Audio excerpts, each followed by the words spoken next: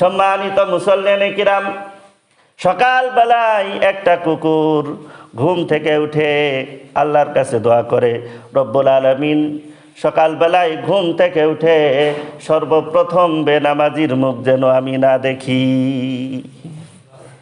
মা সালাকাকুম ফি সাকার ক্বালু লাম নাকু মিনাল মুসাল্লিন ওয়া লাম নাকু নুতঈমুল মিসকিন।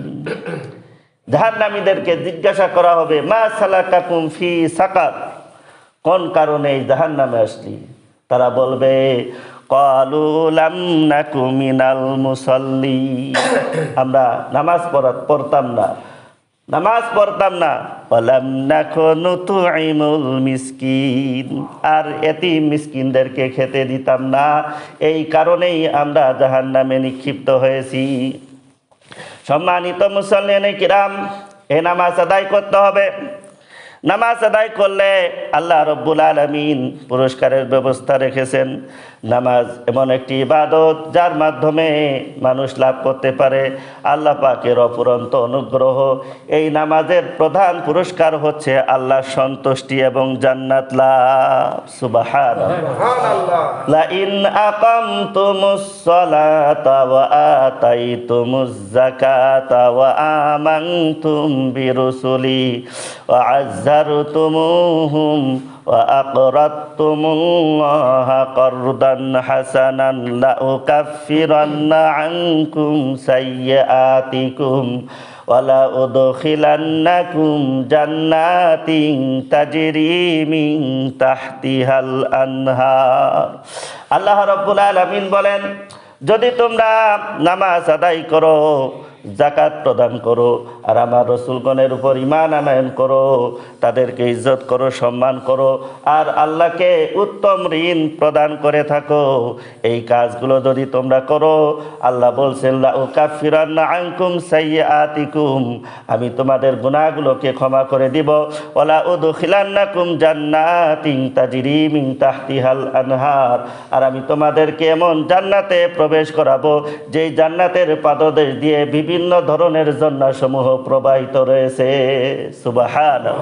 অন্য আয়াতে আল্লাহ রাব্বুল আলামিন বলেন, ইন্নাল্লাযীনা আমানু ওয়া আমিলুস সালিহাতি ওয়া আকামুস সালাতা ওয়া আতুজ যাকাতা লাহুম আজরুহুম ইনদা রাব্বিহিম ওয়ালা খাউফুন আলাইহিম ওয়ালা হুম ইয়াহজানুন। নিশ্চয় যারা ঈমান এনেছে, আমলে সালেহ করেছে, নামাজ কায়েম করেছে, যাকাত দিয়েছে, লাহুম আজরুহুম ইনদা রাব্বিহিম, তাদের প্রতিদানটা তাদের রবের নিকট রয়েছে, লা খাউফুন আলাইহিম ওয়ালা হুম ইয়াহজানুন, আর কিয়ামতের দিন তাদের কোনো ভয় থাকবে না, তারা চিন্তিত হবে না। সুবহানাল্লাহ। সম্মানিত মুসল্লিয়ানে কিরাম, নামাজ হচ্ছে আল্লাহ এবং বান্দার মাঝে মজবুত বন্ধন এবং চুক্তি। যতক্ষণ পর্যন্ত মানুষ এই চুক্তি রক্ষা করে চলে, অর্থাৎ 5 ওয়াক্ত নামাজ সহি শুদ্ধভাবে আদায় করে, তখন সে আল্লাহর দুনিয়াতে আল্লাহর রহমতের মধ্যে বেষ্টিত থাকে, আর পরকালীন সফলতা তো তার জন্য অপেক্ষা করছে। পক্ষান্তরে যে ব্যক্তি নামাজ পরিহার করে, তার মাঝে এবং আল্লাহর মাঝে সেই চুক্তি ঢিলে হয়ে যায়, সে আল্লাহর রহমত প্রাপ্তি থেকে বঞ্চিত হওয়া শুরু করে। আল্লাহর নবী বলেছেন, আল্লাহ রাব্বুল আলামিন তার বান্দার উপর 5 ওয়াক্ত নামাজ ফরজ করেছেন।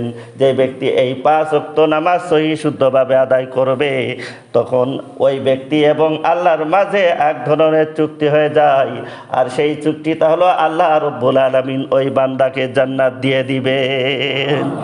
পক্ষান্তরে মানুষ যখন নামাজ পড়ে না, তখন আল্লাহ এবং তার মাঝে কোনো ধরনের চুক্তি রক্ষিত হয় না।